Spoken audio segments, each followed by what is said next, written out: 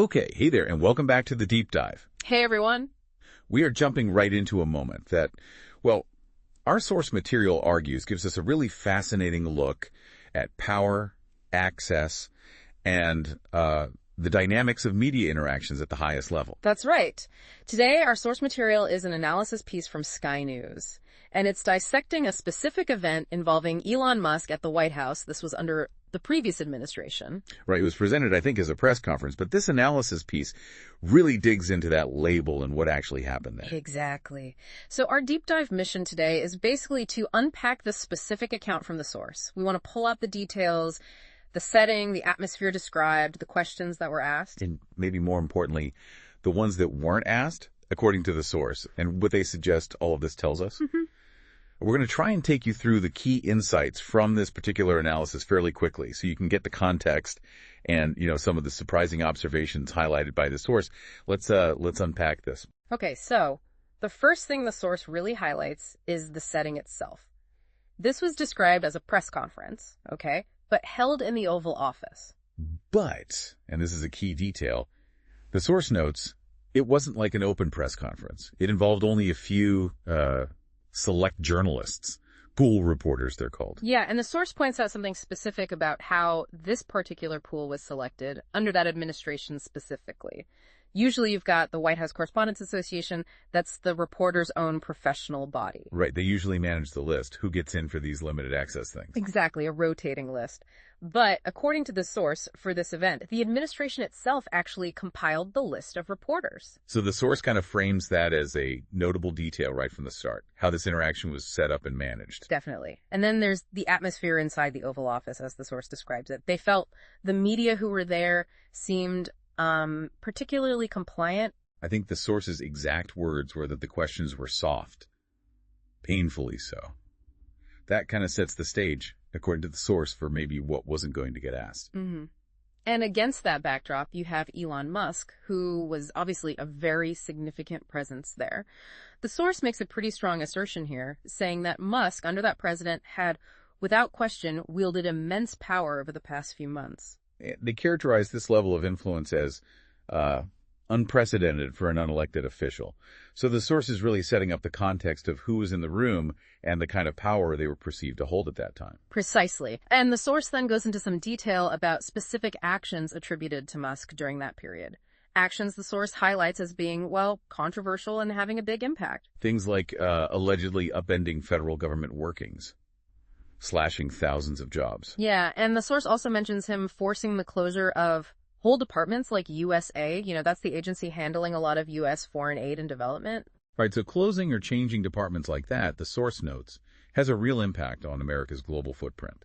And the source even suggests he did this with a kind of sense of enjoyment, specifically referencing that detail Musk himself shared about using a literal chainsaw to bureaucracy. Okay, but the source does acknowledge, right, that there's always been debate in the U.S. about cutting bureaucracy or debt. Oh, absolutely. Long-standing debate.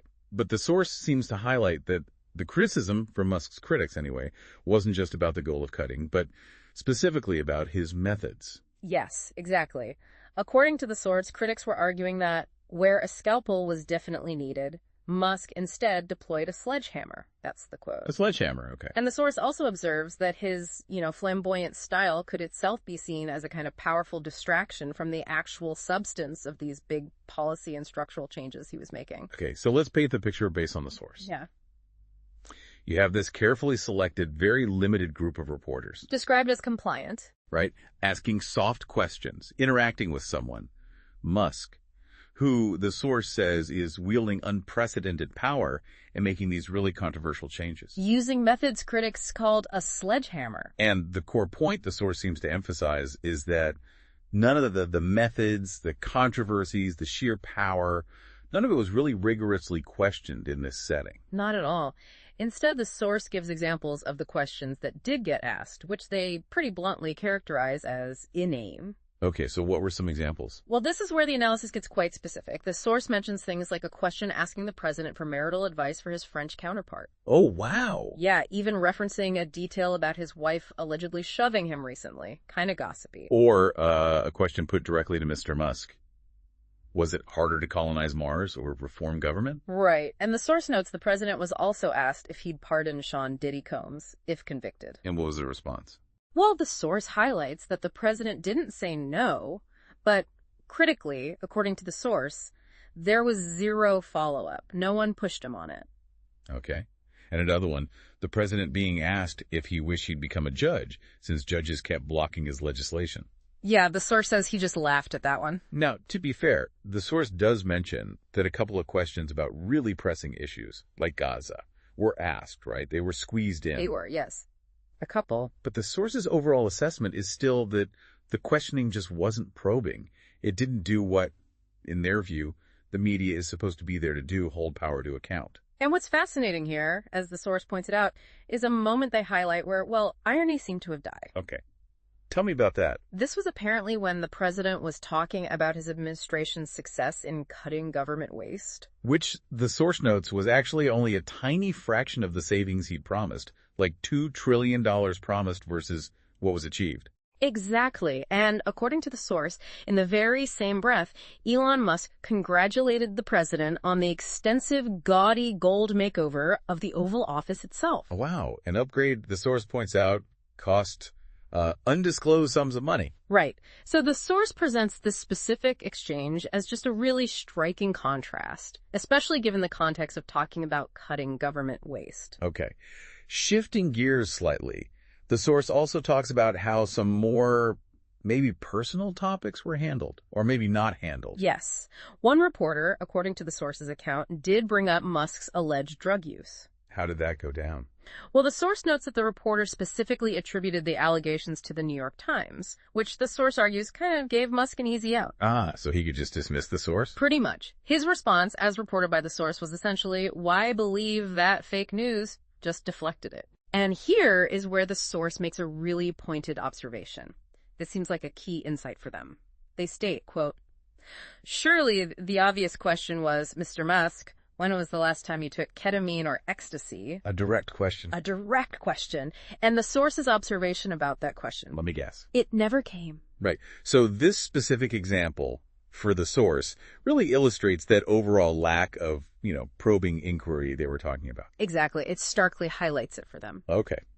And finally, the source does note that one, maybe you could call it a burning question, even if it's a bit trivial in the grand scheme. Yeah. It was eventually asked. Yes, eventually. But according to the source, it took, 41 minutes for any reporter in that room to ask why Elon Musk had a shiner, a black eye. Yeah, 41 minutes in. Oh. And the source reports Musk's explanation for the black eye was that his 5-year-old son, X, had whacked him. Okay.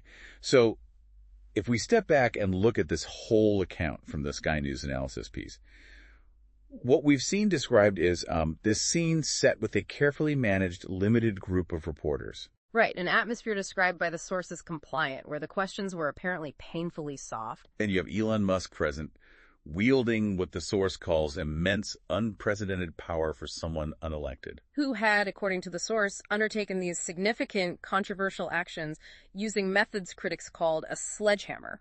And the analysis really seems to highlight this striking contrast between those major issues and criticisms which weren't really interrogated and the kinds of inane questions that were asked. Yeah, from marital advice from Macron to Mars colonization difficulty, and even the specific, maybe indirect way questions about drug allegations in that black eye were finally handled or not handled directly. So according to this source, this specific event painted a picture of a moment where someone wielding significant power just wasn't subjected to rigorous questioning by the media who were actually present. Despite, all these controversial actions and relevant personal allegations being out there in the public sphere. It really raises questions then, as this source emphasizes, about the function and maybe the effectiveness of these kinds of limited, controlled media interactions, especially at the highest levels of government and, influence. Definitely does.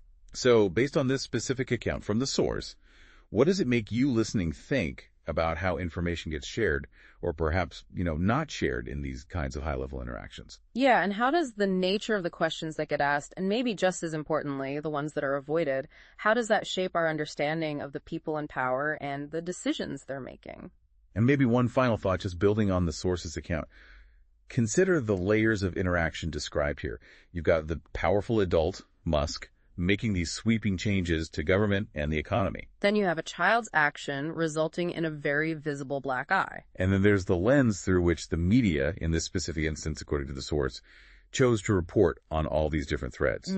It's quite something. The source's analysis even closes with this kind of poignant thought that maybe young X, the one who gave Musk the black eye, might actually have some sympathy for the thousands of federal workers Musk fired. Just layers upon layers. A lot to think about from that one analysis. Yeah. We really appreciate you joining us for this deep dive into that specific account.